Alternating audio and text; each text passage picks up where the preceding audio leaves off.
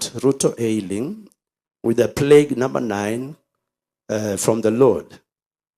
That this plague, eventually, this plague is a plague from God, and Ruto will be plagued.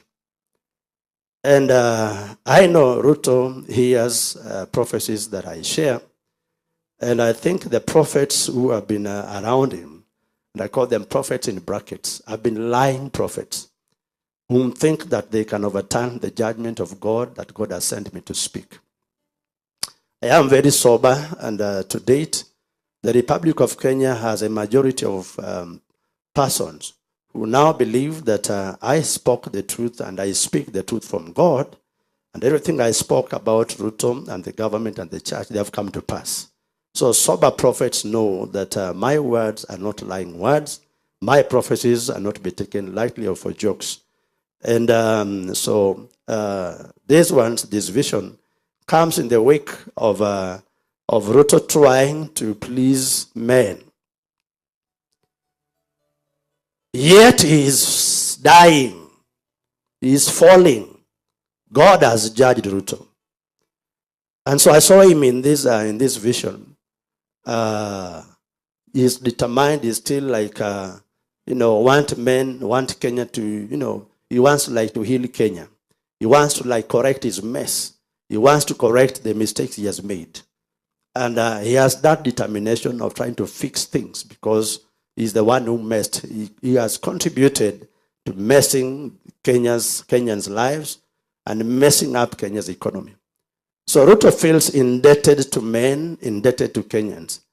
But at the back of his mind, he has not made efforts enough to be right with God. So in that prophetic vision, I will see, and I will actually read his, God will have me see his heart, see and understand many things about him. That, yes, he has a burden for Kenya. And again, he's so much selfish about himself. He's so much full of himself. So he feels like he wants to please people. Apostle Paul tells us that we should not be people pleasers. We don't be men's pleasers. And so Ruto here is actually making effort, is so determined to please men. So in that vision of the Lord, I saw him sick. I saw him afflicted. And there is not a sickness called malaria or diarrhea where you can actually have medicine. This is an affliction from God. In the Bible, the kings of Judah and the kings of Israel, plus the king of Syria, we see kings that God afflicted. And the affliction of God led them to death. King Hezekiah escaped. He wasn't afflicted of God. The Bible does not tell us clearly whether King Hezekiah was afflicted by God, but he finished badly. Later on, even after God gave him 15 more years to live, he still died and left Judah in a mess.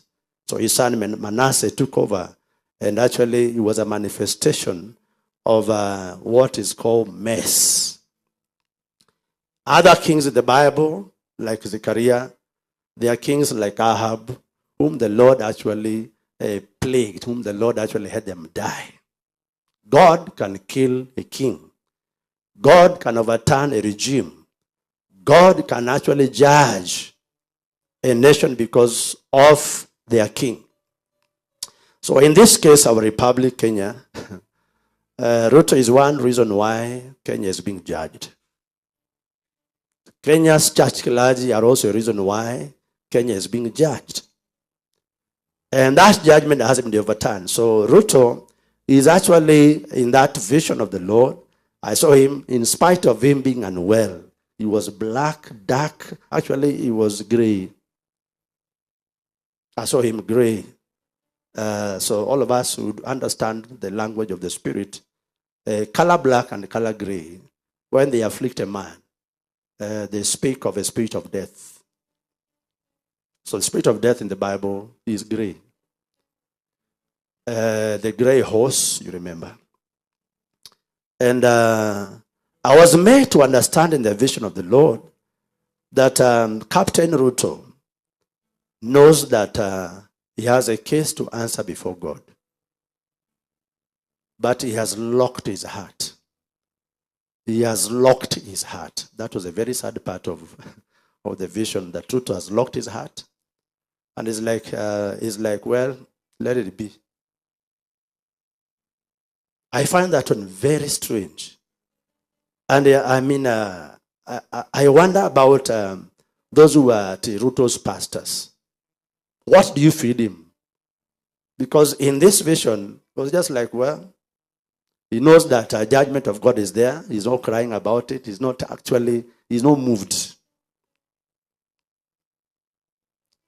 That the judgment of God does not scare Ruto. But I see the same thing with Raila Amolo Odinga,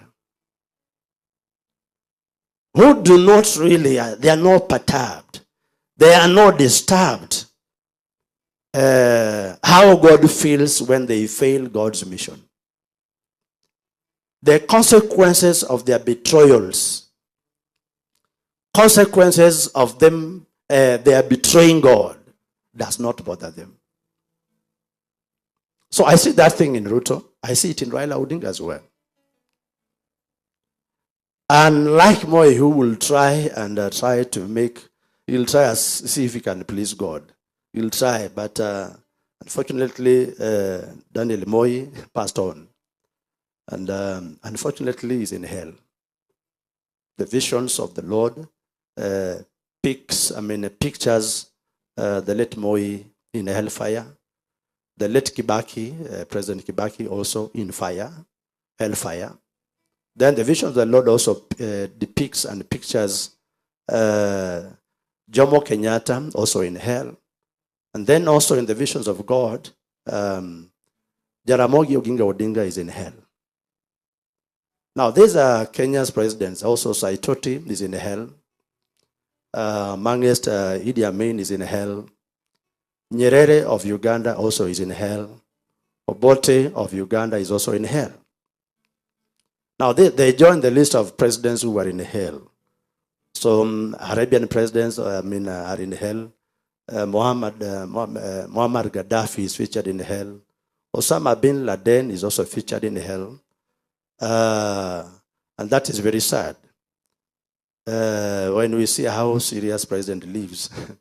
And him, actually, I've not seen anything about him yet, but he's a wicked one.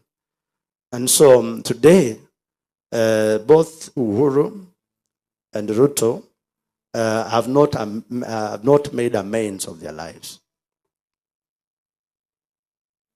So it's very sad that Raila Odinga is a prince, because currently Raila Odinga is the one holding anointing that Ruto should use.